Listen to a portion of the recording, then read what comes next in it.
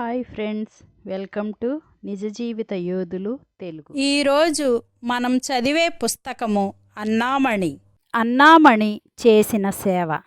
అనేకులు అనారోగ్యముగా ఉన్నప్పుడు ఆమె వారి పక్షమున నమ్మకముగా విజ్ఞాపన చేయవలనని ఆమెను బ్రతిమాలుచుండిరి. దేవుడు ఆమె ప్రార్థనలను తప్పక వినుచుండెను.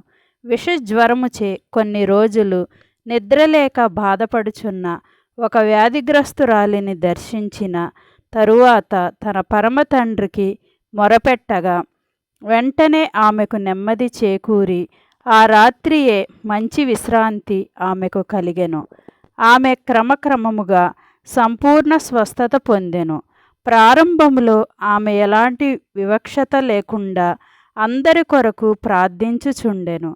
కానీ తరువాత రోగ నివారణ చేయుటలో దేవుని పరిపూర్ణ చిత్తమును గ్రహించెను. సువార్తను చెప్పకుండా స్వస్థత చేకూర్చినచో వారిని సాతాను దాసులుగా ఎక్కువ కాలము జీవింపచేసిన వారమగుదుము.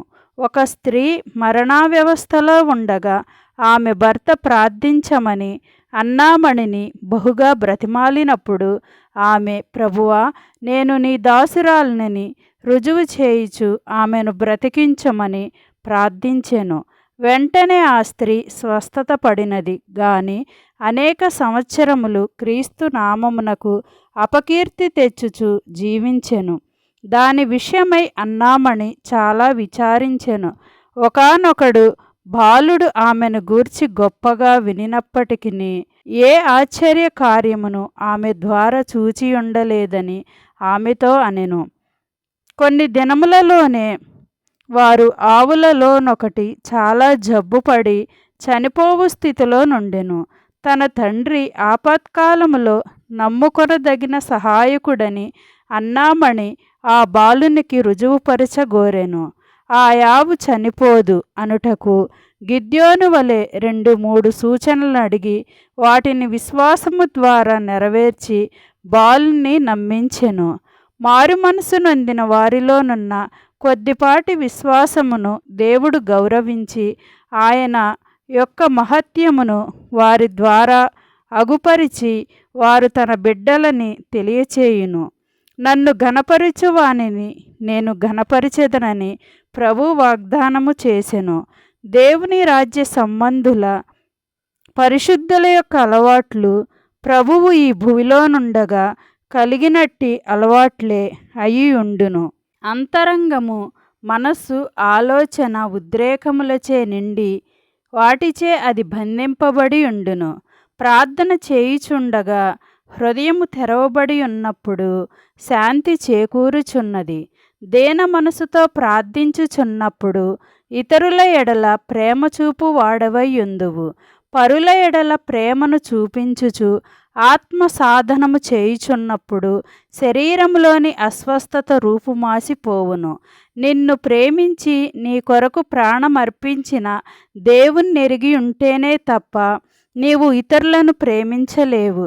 ప్రతిరోజు అన్నామణి రహస్యమందు తండ్రి అయిన దేవునికి ప్రార్థించుచుండెను. రక్షణ సైన్యమును నడిపించు నాయకురాలు జనులు అన్నామణిని గూర్చి చెప్పుకొను దానికి సరిపోయిన వ్యక్తిగతమైన జీవితము కలదో లేదో అని పరీక్షింప పూనుకొనెను. ఒకానొక రాత్రి ఆమె వారి ఇంటిలో బస చేయుట తటస్థించగా ఆమె అన్నామణి యొక్క ప్రార్థనా జీవితమును జాగ్రత్తగా గమనించెను. అర్ధరాత్రి వరకు ఆమె దేవుణ్ణి స్తుతించుచుండెను. వేకువనే 5 గంటల సమయమున గమనించగా అదే రీతిన దేవుణ్ణి స్తుతించుచుండెను. అప్పుడప్పుడు మధ్యలో కుశల ప్రశ్నల వలె తన దుస్తులెక్కడ ఉన్నవో అని దేవుణ్ణి అడుగుచుండుట ఆమె గమనించెను. కన్నీటితో తన ముఖమును తుడుచుకొనుచు అకస్మాత్తుగా నీవేమి చెప్పితివి తండ్రి అని అడిగి పిదప నెమ్మదిగా అవును తండ్రి, అలాగే జరుగునుగాక అని సంభాషించుచుండెను. ఈ క్రింది వచనములను వల్లించుచుండెను. మీ అపవిత్రత యావత్తు పోవునట్లు నేను మీ మీద శుద్ధ జలము జల్లుదును. మీ విగ్రహముల వలన మీకు కలిగిన అపవిత్రత అంతయు తీసివేసెదను. నూతన హృదయము మీకిచ్చెదను. నూతన స్వభావము మీకు కలుగచేసెదను. రాతి గుండె మీలో నుండి తీసివేసి మాంసపు గుండెను మీకిచ్చెదను. నా ఆత్మను మీ అందుంచి నా కట్టడలను అనుసరించు వారిని గాను నా విధులను గైకొను వారిని గాను మిమ్మును చేసెదను. ఆమె ముఖమును కడుక్కొనిన పిదప మోకరించి నెమ్మదిగానొక గంట సేపు ప్రార్థించెను. ఇట్లు ఆ రక్షణ సైన్యపు నాయకురాలు అన్నామణి యొక్క వ్యక్తిగత జీవితమును కన్నులారా చూచి సంపూర్ణ తృప్తి చెందెను. కేదారు వృక్షముల మధ్య బాలురు ఆమెకు ఒక చిన్న ప్రార్థనా మందిరమును కట్టిరి. అనుదినము అన్నామణి ఆ ప్రశాంతమైన స్థలమునకు పోయి 2 గంటల సేపు తన హృదయమును క్రొమ్మరించి విజ్ఞాపన చేయుచుండెడిది. ఆమె యొక్క ప్రార్థనలు ఇతరులకు గొప్ప ఆశీర్వాదకరముగా నుండెను. ఒకనాడు ఆకాశమున కారుమబ్బు క్రమ్ముకుండిన ఉండగా నొక యవ్వనుడు ఆమెను చూచి వర్షము కురవకుండా ప్రార్థించమని కోరెను. ఎందుకనగా ఒక వ్యాధిగ్రస్తుని పొలము దున్ని సహాయము చేయవలసి ఉండెను. ఆమె ప్రార్థించిన పిదప ఆకాశం మరి ఎక్కువగా మబ్బు క్రమ్మియుండెను. కానీ వర్షము కురియలేదు. తన స్నేహితురాల్ని దర్శించుటకై అన్నామణి గుర్రపు బండిలో కూర్చొని వెళ్ళవలసి ఉండగా ఆకాశమందు మికుటమైన మేఘములుండి మెరుపులు ఎడతెగక కనిపించగా ప్రచండమైన గాలి వాన వచ్చునేమో అన్నట్లుండెను. అయితే ఆమె ప్రార్థించి బయలుదేరెను. ఆమె పని ముగించుకొనిన పిదపనే వర్షము మికుటముగా కురిసెను.